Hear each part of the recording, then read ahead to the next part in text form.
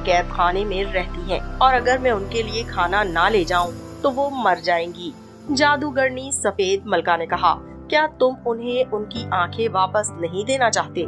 मुझे कबूतर दे दो प्यारे, और मैं तुम्हें यकीन दिलाती हूँ कि मैं तुम्हें बताऊंगी कि उनकी आंखें कहाँ मिलेंगी। ये सुनकर लड़का बेहद खुश हो गया और फौरन कबूतर दे दिया।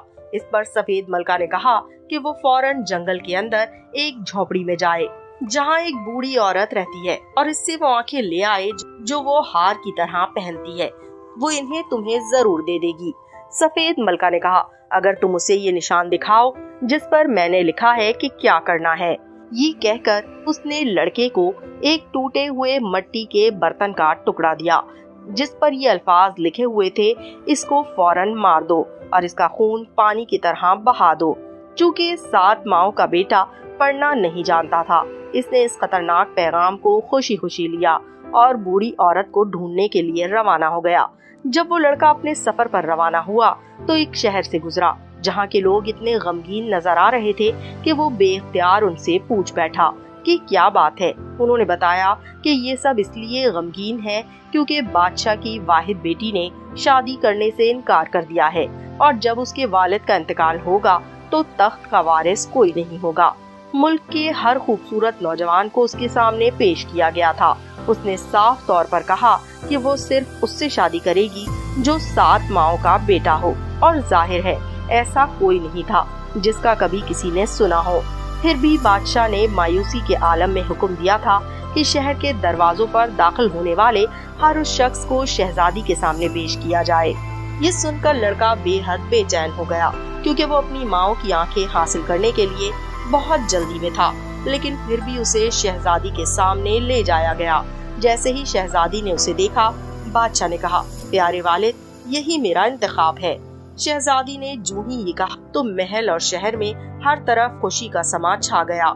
लेकिन 7 माओ के बेटे ने कहा कि वो शहजादी से तब तक शादी नहीं करेगा जब तक वो अपनी माओ की आंखें वापस ना ले आए। अब जब खूबसूरत दुल्हन ने इसकी कहानी सुनी तो उसने बर्तन के टुकड़े को देखने की ख्वाहिश की क्योंकि वो बहुत ज्यादा तालीम याफ्ता और ज़हीन थी।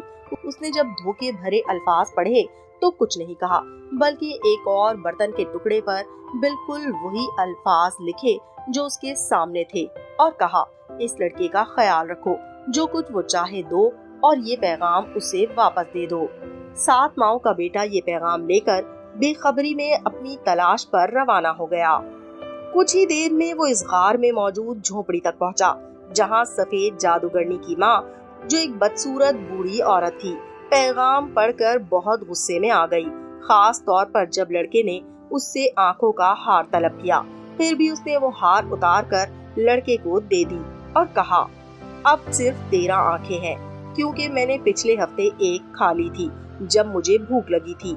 लड़का खुश हो गया कि कम से कम कुछ तो मिला। वो जल्दी से अपने 7 माओ के पास आया। उसने 6 बड़ी बीवियों को 2-2 आंखें दी और सबसे छोटी बीवी को 1 आंख देते हुए कहा, प्यारी छोटी माँ, मैं हमेशा तुम्हारी दूसरी आंख बनूंगा। इसके बाद वो शहजादी से शादी करने के लिए रवाना हो गया। मगर जब वो सफेद मलका के महल के करीब से गुजर रहा था तो उसने फिर से छत पर कुछ कबूतर देखे। उसने कमान खींचा और एक कबूतर को मार डाला और वो कबूतर फिर से खिड़की के नीचे गिरा। सफेद मलका ने बाहर झांका और देखा कि बादशाह का बेटा जिंदा और तंदुरुस्त खड़ा था। वो नफरत और गुस्से से चिल्लाई, लेकिन लड़के